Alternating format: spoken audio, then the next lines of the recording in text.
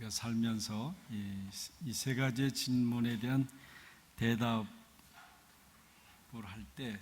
수 있을 때 우리는 자유롭게 살아갈 수가 있습니다. 그 질문은 단순합니다. 첫째가 죽음의 문제입니다. 죽음에 대해서 분명한 답이 있을 때 우리는 자유롭게 살아갈 수 있습니다. 우리는 알게 모르게 죽음에 대한 걱정을 참 많이 하지 않습니까? 두 번째는 죄책의 문제입니다. 죄책의 문제.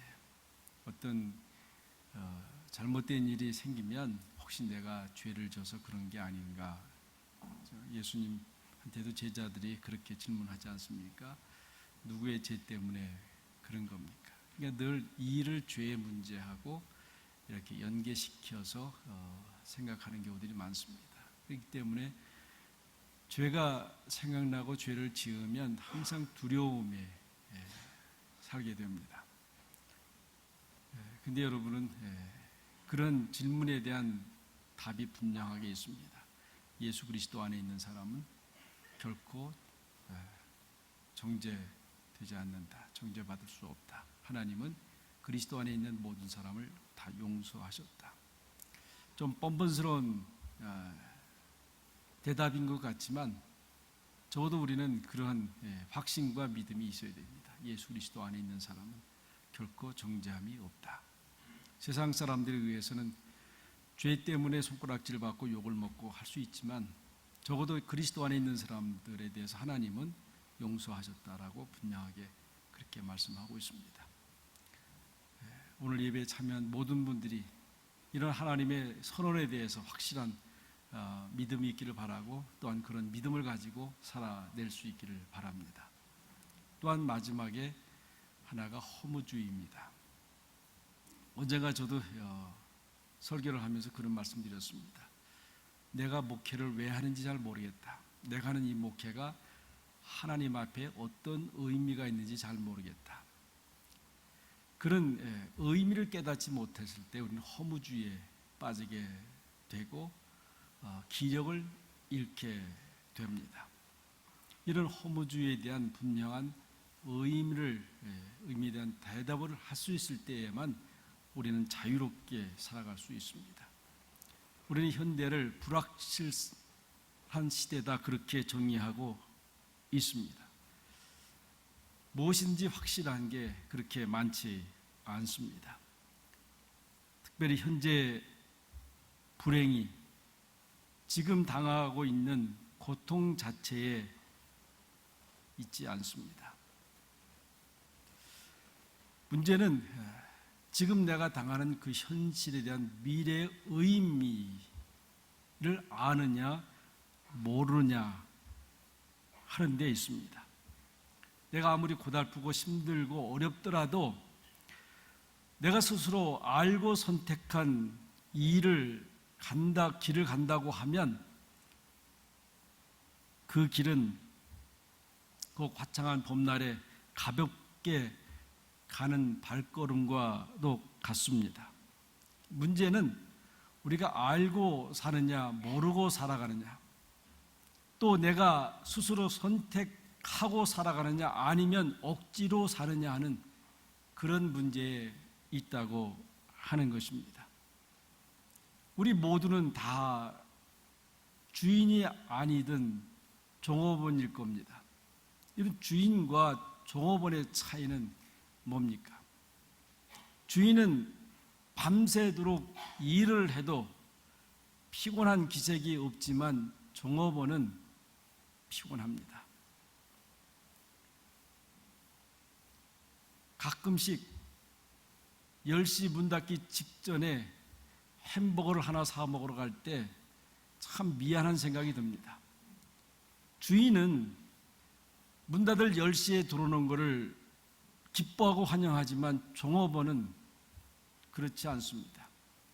이미 청소하고 정리하고 있는 중에 손님이 온다고 하면 다시 일을 벌인다고 하는 것이 얼마나 기록했습니까? 저는 가끔씩 나쁜 생각을 할 때가 있습니다. 문 닫을 때 들어오는 손님에게 혹시 이상한 거 넣어주지 않을까? 아마 나쁜 사람이라고 하면 충분히 그럴 가능성도 있다고 생각이 됩니다. 우리 달란트 비유에서도 이런 것을 잘 말씀해 주고 있습니다. 5달란트 받은 사람, 2달란트 받은 사람, 1달란트 받은 사람. 그러면 우리가 잘 아는 대로 5달란트 받은 사람, 2달란트 받은 사람은 주인의 의도를 알아서 그 의도 가운데 최선을 다하지 않습니까? 그래서 착하고 충성된 종아, 내가 작은 일에 충성했음에 큰 것을 맡기마, 이렇게 축복을 해줍니다. 그러나 1달란트 받은 사람, 주인이 뭐를 의도하는지 모르고 스스로 자기가 판단을 합니다. 우리 주인은 심지도 않은 데서 거두는 아주 나쁜 주인이다. 그리고 그것을 묻었다가 그대로 1달란트를 가져오지 않습니까? 괜찮은 것 아닙니까? 그런데 주인은 이 종에게 이렇게 평가를 내립니다. 악하고 게으른 종아. 사실은 악한 것도 없고 게으른 것도 없습니다. 그러나 주인의 보기에는 악하고 게으른 종아. 그러면 정말 좋은 종이라는 게 누굽니까? 주인의 의도를 알고 스스로 일을 해나가는 사람이 사실은 좋은 종이라고 할 수 있습니다. 요한복음 15장 15절에도 이런 말씀이 있습니다. 이제부터는 너희를 종이라 하지 아니하리니 종은 주인이 하는 것을 알지 못함이라. 다시 말하면 예수님을 알고 따라다니는 이 종들에게 이제는 너희들에게 종이라고 하지 않겠다. 왜냐하면 너희들은 주인이 무엇을 의도하는지 알기 때문이다, 그렇게 말하고 있습니다. 이것을 우리는 별명을 그렇게 붙입니다. 자유한 종, 자유한 종입니다. 여러분, 우리가 회사에서나 직장에서 일할 때 주인에게 물어보지 않고 알아서 해주는 직원들이 얼마나 예뻐요. 그런데 정말 일해보면 정말 미운 사람이 누구냐면 사사건건이 물어보는 사람, 그리고 그 시킨 일만 하는 사람이 미운 사람 아니에요.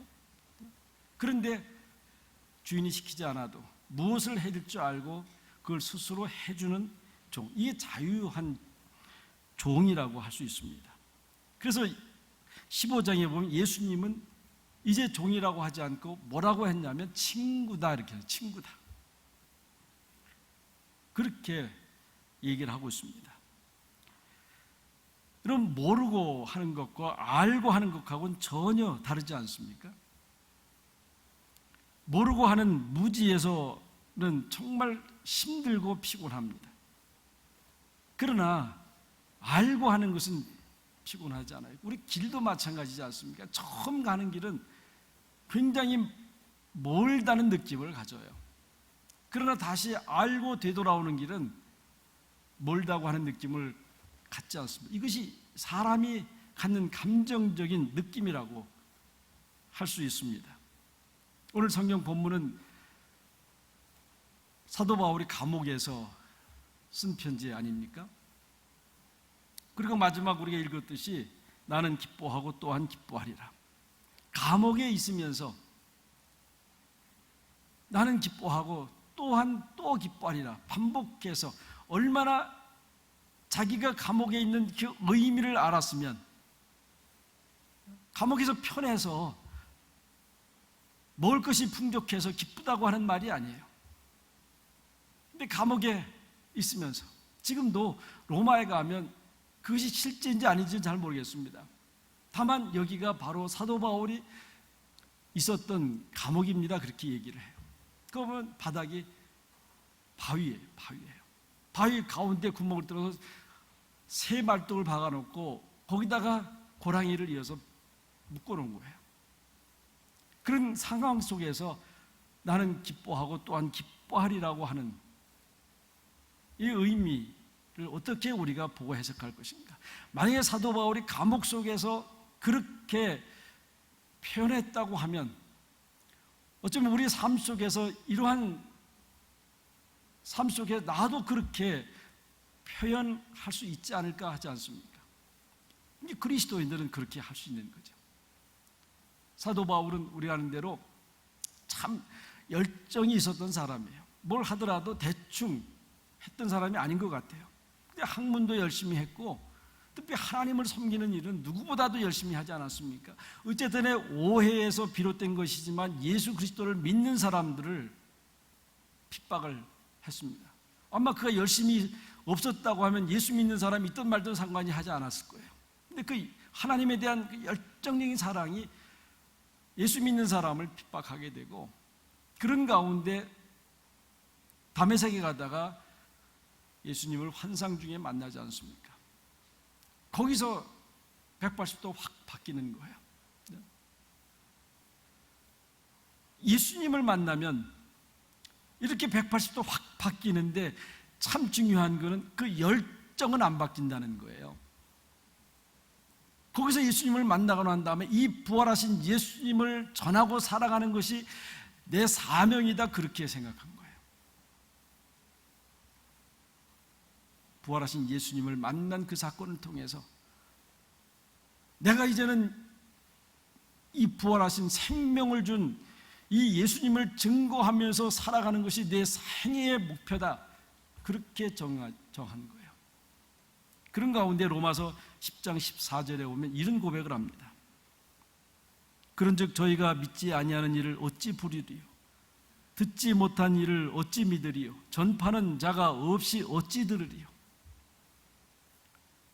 듣지 못한 사람이 어떻게 예수 그리스도를 믿을 수 있고 그 예수 그리스도를 전하는 자가 없이 어떻게 듣겠냐고, 그런 자기 자신에 대한 질문 속에 바로 이것은 내 사명이다, 이렇게 한 거예요. 내 사명이다, 내가 해야 될 일이다. 그래서 최선을 다해서 예수님을 전하게 되는데, 그 예수님을 전하는 길이 자기도 과거에 예수 믿는 사람들을 핍박했듯이 자기가 또 예수를 전하니까 자기를 핍박하는 사람이 너무나 많은 거예요. 어느 때는 암살을 당할 뻔까지 하지 않았어요? 거기다 가이사랴 감옥에서는 2년 동안 아무 일도 없이 그냥 감옥에 갇힌 거예요. 그 불러다가 취조라도 하고 불러다가 뭐라도 하면 되는데 그냥 가둬놓고 내버려 두세요. 여러분, 내 사명이 이건데 그 사명을 행하는 일에 있어서 맡겼을 때 우리는 얼마나 답답했겠어요. 더구나 이게 어떤 내가 세상에 성공하기 위해서 하고자 하는 일도 아니고 하나님의 일을 하기 위해서 하는데 왜 하나님 이렇게 막으십니까? 그럴까? 얼마나 답답하겠어요.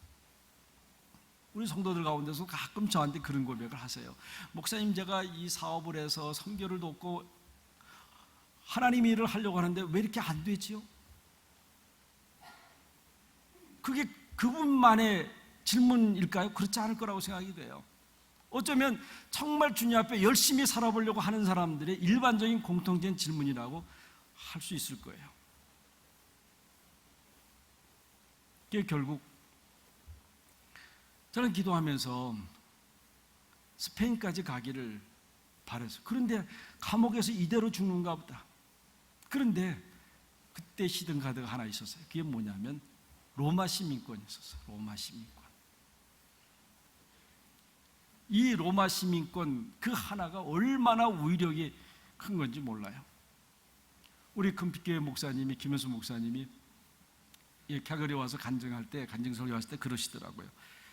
자기가 한국 여권이었으면 지금 나올 생각도 못 한대요. 그래도 캐나다 여권이니까 자기가 나올 수 있었다. 그죠? 그렇다고 한국을 비하하는 게 아니라 그만큼 캐나다 여권이 가지고 있는 그 장점이 있다는 거예요. 장점이. 그죠? 사실은 사도 바울이 평소에는 자기가 로마 시민권자라는 걸 밝히지 않았어요. 그냥 히브리 사람으로, 이스라엘 사람으로 복음을 전하고 핍박을 당하면 그대로 당하고, 그러다가 결국 감옥에 있을 때 내가 로마 시민권자다, 그렇게 얘기를 한 거예요. 근데 로마 시민권자는 어디에서 있든지 범죄를 하더라도 황제 앞에 가서 자기를 변호할 수 있었고 재판을 받을 수 있는 권리가 주어졌단 말이에요. 그래서 결국 이제 감옥에서 나와서 로마로 압송하지 않습니까? 그런데 그 바다를 향해 가는데 아니 바울은 사전 지식이 있었던 것 같아요. 지금 떠나면 안 된다 그러니까 그 되게 배를 운전하는 선장들은 자기 경험이 있어서 자신감이 있어서 가다가 결국 유리굴로라고 하는 큰 태풍, 폭풍을 만나게 되잖아요. 그러면서 오랜 시간 동안 또 섬에서 잘 잡혀 있고 그리고 결국 로마 감옥에 가잖아요. 이게 정말 사명감을 가진 사람은 바로 이런 마음을 가질 수밖에 없어요. 사명감이 없는 사람은 시간이 가든 일이 생기든 별로 신경 안 써요. 그런가 보다 하지. 그런데 여러분 사명감을 가진 사람들은 막 답답한 거 아니에요? 한 번이라도 더 나가서 복음을 전하고 한 사람이 더 만나서 복음을 전해야 되는데 감옥에 갇혔어요. 얼마나 답답하겠어요. 이런 가운데 큰 깨달음이 있었던 거예요. 그래서 오늘 빌립보서 1장 12절에 이런 편지를 써요. 형제들아 나의 당한 일이 도리어 복음의 진보가 될 줄을 너희가 알기를 원하노라. 나의 당한 일이 복음의 진보가 됐다. 사도 바울이 감옥에 갇히고 핍박을 당하고 고문을 당하고 그럴 때 사람들이 특별히 사도 바울을 사랑했던 사람들은 뭐라고 그랬겠어요? 하나님은 정말 계신 건가? 하나님의 회의를 가질 수밖에 없을 거 아니에요? 왜 하나님은 침묵하십니까? 불평하고 따지기도 하고. 그런데 사도 바울이 나의 당한 일이 도리어 복음의 진보가 됐다. 그렇게 편지를 쓰고 있어요. 시야가 바뀐 거예요. 감옥에 있어서 복음이 막히거나 하나님의 사역이 침체된 것이 아니라 오히려 내가 감옥에 갇혀 있음으로 해서 복음의 진보를 가져왔다. 이게 전혀 사람들이 일반적으로 생각했던 것과 예상했던 것과 반대로 갔다고 하는 것을 말씀하고 있어요. 여러분 때로 하나님의 일은 바로 그런 거예요. 적어도 내가 기대했던 것들, 내가 예상했던 것과 정반대의 일이 벌어지는 것이 하나님의 일이에요. 왜냐하면 우리가 하나님의 뜻을 다 깨닫지 못하기 때문에 그렇습니다. 13절에 설명을 해요. 온 시리안과 그 밖의 모든 사람들에게 나타났으니 복음이 나타났다. 여러분 시위대는 근위대잖아요. 우리나라로 하면 수도 경비사령부일 거예요. 거기에 소속된 사람들. 그 사람들 보면 굉장히 멋있어요. 그 사람들 뽑을 때 함부로 안 뽑을 거예요. 청와대 안에 있는 사람들. 이 최고의 대우를 해줘요. 그리고 거기에 근무하면 승진의 기회도 있는 거예요. 다른 사람들보다. 그러니까 충성할 수밖에 없잖아요. 그런데 사도 바울은 감옥에 갇혔을 때 이 시위대와 그 밖의 사람들에게 복음을 전했다. 그게 무슨 얘기냐면요. 사도 바울이 빌립보 감옥에 나와서 로마로 압송될 때 그 압송할 때 경비를 같이 했던 사람들이 시위대 사람들이었어요. 어쨌든 간에 그 유리굴로는 폭풍을 만나고 배가 파손돼서 떠돌아다닐 때 다 당황하지 않습니까? 막 바다에 뛰어내리려 할 때 사도 바울이 굉장히 침착했어요. 그걸 믿었죠. 사도 바울이 하나님이 내게 주신 사명과 소명이 있다고 하면 분명히 어떤 경우를 상황을 당해도 로마까지 갈 수 있을 거라고. 그러니까 차분해지는 거예요. 그래서 다 달래서 조용히 시키고 그래서 결국 살아서 로마까지 왔어요. 그 중에 몇 명이 시위대에 근무를 하면서 사도 바울을 지켜주고 또 그 가운데 시대 사람들이 이제 사도 바울을 감시하지 않습니까? 감시하니까 사도 바울 곁을 떠날 수 없어요. 그때 그 경비를 서는 그때의 복음을 전한 거예요. 듣든지 말든지죠. 사실 듣든지 말든지 정말 그 영혼을 사랑하는 마음으로 복음을 전했는데 그 중에 몇 명이 예수를 믿어서 300년 후에는 로마가 기독교를 국교로 선포한 거 아니에요.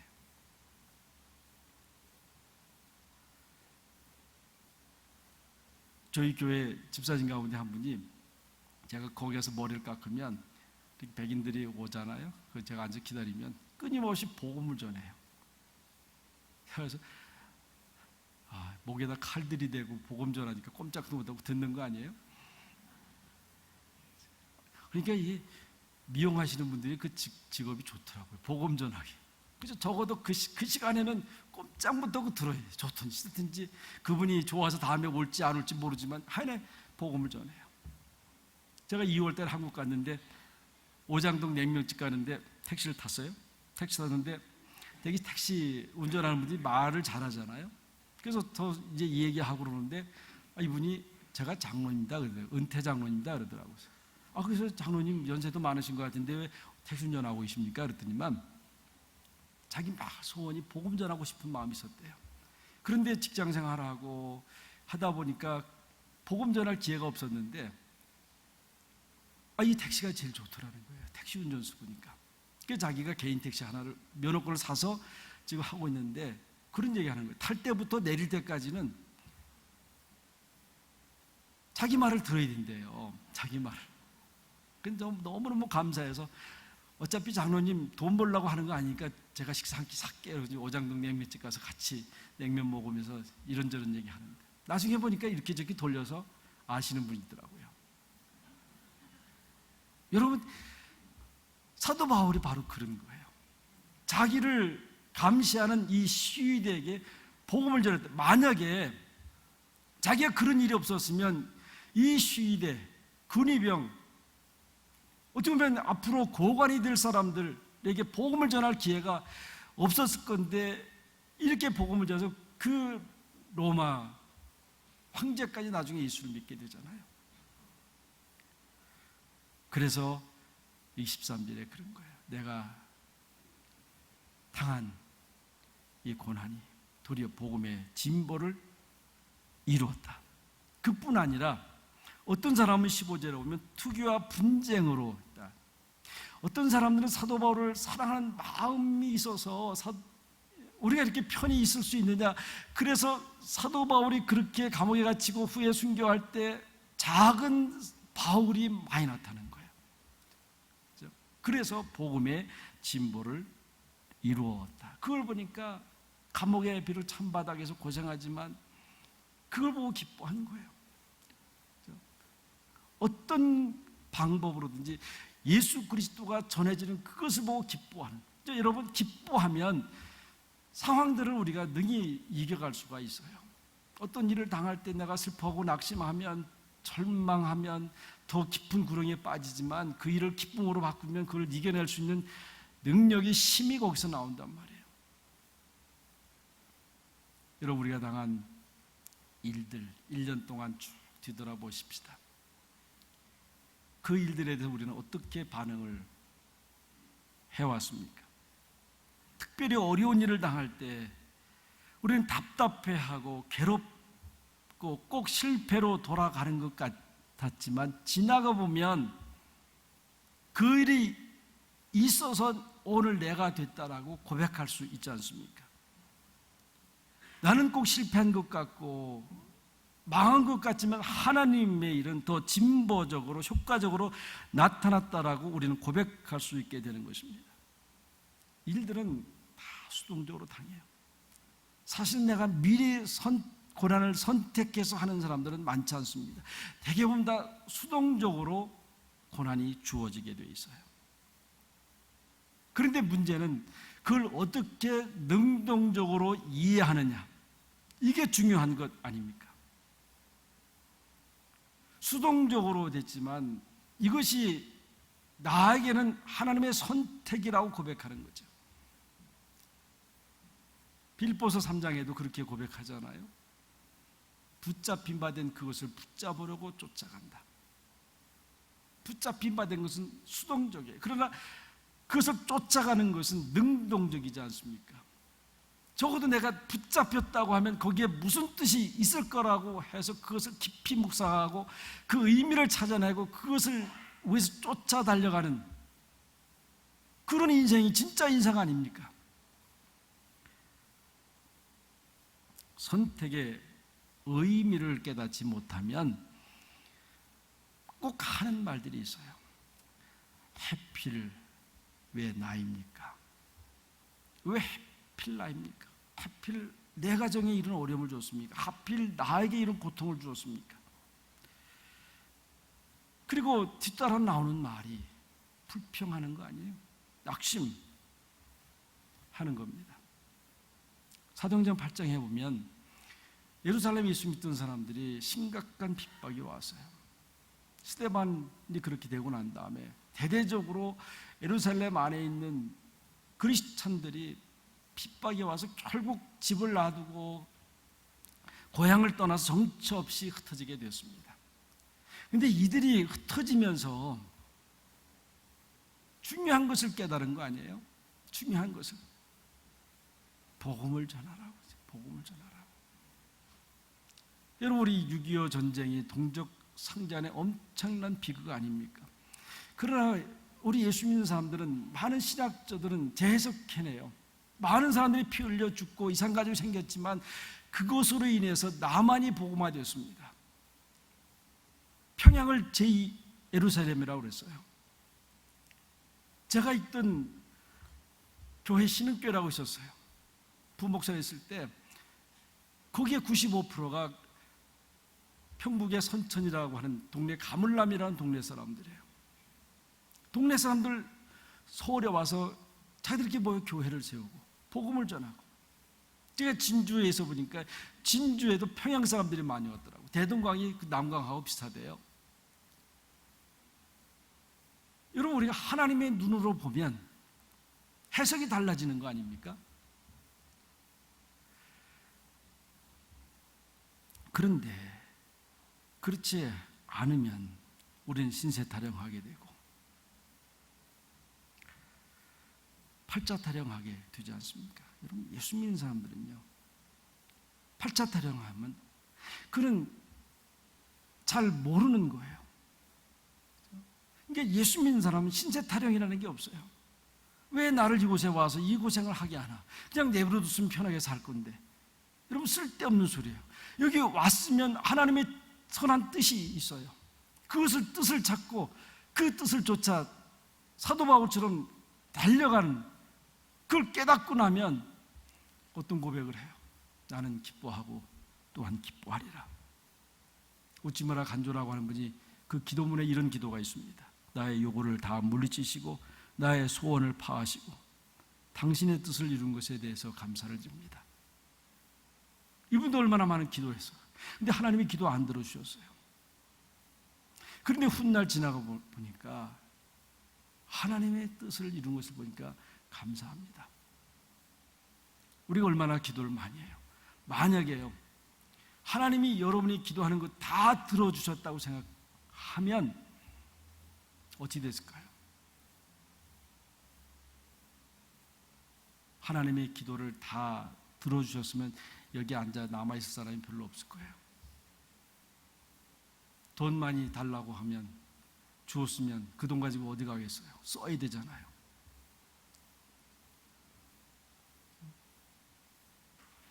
여러분, 우리는 그렇기 때문에 내가 기도하는 것, 그것이 안 들어줬을 때, 내가 하는 사업이 실패했을 때 거기에 분명히 하나님의 뜻이 있다고 하는 걸 아셔야 돼요. 기도하는 사람들이 어떤 사람들이 기도해요? 아쉬움이 없는 사람은 기도할 게 없어요. 아쉬울 게 없는데 무슨 기도를 하겠어요? 그러나 뭔가 영적으로라든지 아니면 육적으로 필요한 것이 있기 때문에 하나님 앞에 기도하는 거 아니겠어요? 그런데 우리가 아는 대로 마태복음 5장에 복된 사람이 그런 사람이라고 그랬어요. 왜 복된 사람이라고 그랬어요?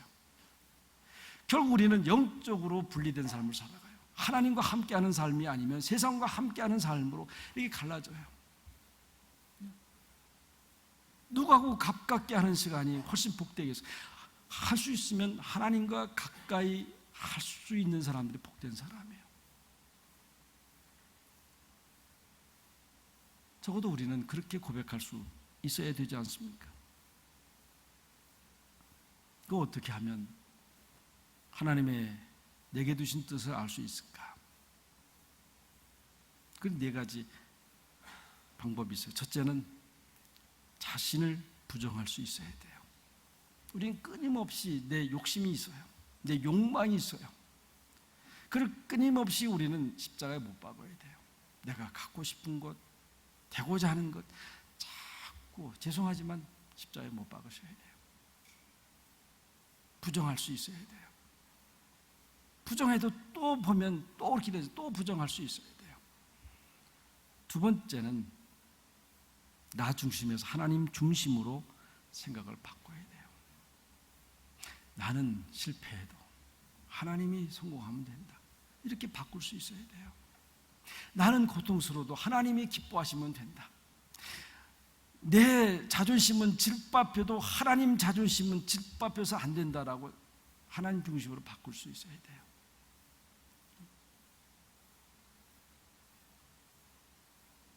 언젠가 설교하면서 그랬잖아요. 우리는 의에 대한 분노하는 마음이 있어야 된다. 의에 대한 분노. 의에 대한 분노하는 마음이 없으면 그는 죽은 사람이라 마찬가지 아니에요. 적어도 내가 살아있다고 하면 의에 대한 분노하는 마음이 있어야 돼요. 하나님 중심으로 바뀌어. 세 번째는 내 방법을 버리고 하나님의 방법으로 하는 것.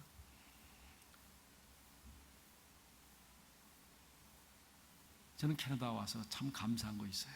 우리 교회도 어려움을 경험했지만 이 CRA 감사하는 거, 그렇죠? CRA 감사하는 거.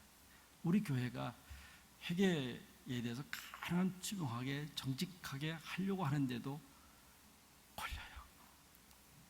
우리들은 화가 나기도 해요. 우리가 나쁜 의도 없이 나쁜 생각 없이 정말 잘하려고 하는데 세무서에는 다 끄집어내요. 그래서 이거 고쳐라 이거 고쳐라. 여러분 우리는 할 수 있으면 하나님 방법으로 할 수 있어야 돼요. 옳은 방법으로 할 수 있어야 돼요. 우리가 살다 보면 실수할 때가 있어요. 잘못할 때가 있어요. 그러나 우리는 그 부끄러운 게 아니라고 생각이 돼요. 그렇게 할 수 있는 게 사람이기 때문에. 그러나 그걸 인정하고 고쳐나가는 게 중요하다고 생각이 돼요. 제가 막 화를 내니까 우리 장로님 한 분이 그러시더라고요. 여기 CR에는 우리의 잘못을 캐내서 벌주려고 하는 것이 아니라 가르치려고 하는 거라. 가르치려고 하는 거다. 저는 참 그 말이 멋있었어요. 그런데 우리가 보고하면 이분들이 지적해서 내려오고 또 고치면 보죠. 5년 이상을 그렇게 하지 않았어요? 올해 와서야 종결을 했어요. 여러분 우리는 항상 내 방법대로 하고 싶은 욕심이 있고 그렇게 하려고 애를 써요. 그렇지만 적어도 우리는 하나님의 방법으로 해야 돼요.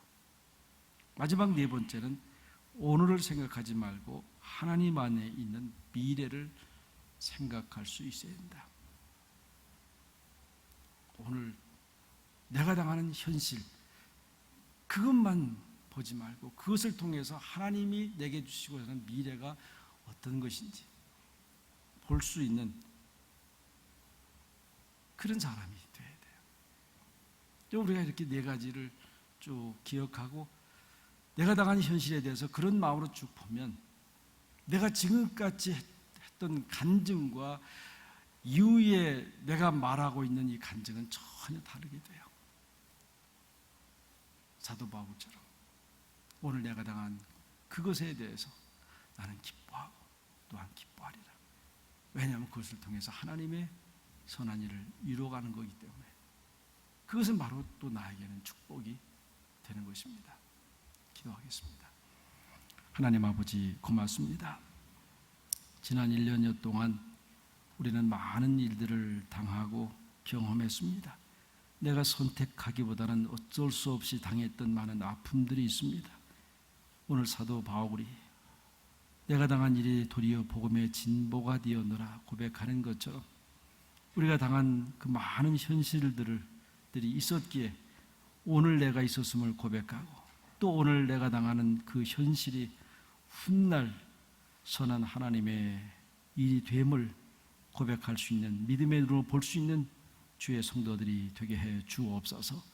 그래서 어떤 상황 속에서도 나는 기뻐하고 또한 기뻐하리라, 이러한 간증을 할 수 있는 우리 모든 성도들이 되게 해 주옵소서. 예수님의 이름으로 간절히 기도하옵나이다. 아멘.